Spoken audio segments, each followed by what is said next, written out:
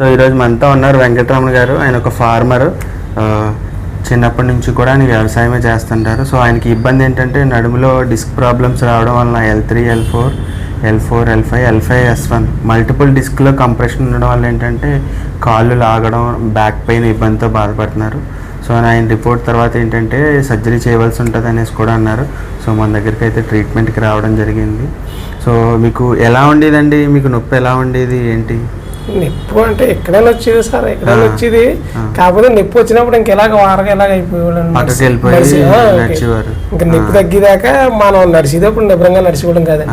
సార్కి అయితే ఇక్కడ చూస్తున్నారు కదా, ఈ ఇమేజ్ లో చూసినట్టు ఇక్కడ L3, L4, L5 ఇక్కడ కంప్రెస్ అవడం వల్ల ఏంటంటే కాలుకి వెళ్ళే నర్వస్కి ఇబ్బంది అయ్యి ఆయనకి బ్యాక్ పెయిన్ తో పాటు అప్పుడప్పుడు కాలు లాగడం అనే ఇబ్బంది వస్తుంది. డాక్టర్ గారు కూడా చెప్పారండి, మీరు ఇది ఏదో చేయకపోతే కారు కూడా లాగే అవకాశం ఉంది, అంత గురించి మీరు ఫిజియోథెరపీ చేయించమన్నారు ముందర. అంటే అప్పుడు మా బావగారిని అడిగితే ఫిజియోథెరపీ కాదు, నేను ఇలాగ పలానా దిక్కిన అక్కడ స్పీకర్ 3 గేట్లో చేస్తారు, మీకు ఎందుకు అది కంపల్సరీ తగ్గుతుంది వెళ్ళమని మా బావగారు చెప్పారు. దాని మీద మీ దగ్గర నేను ఇంక అంతే తప్పుకొని మళ్ళీ ఎక్కడికి వెళ్ళలేదండి.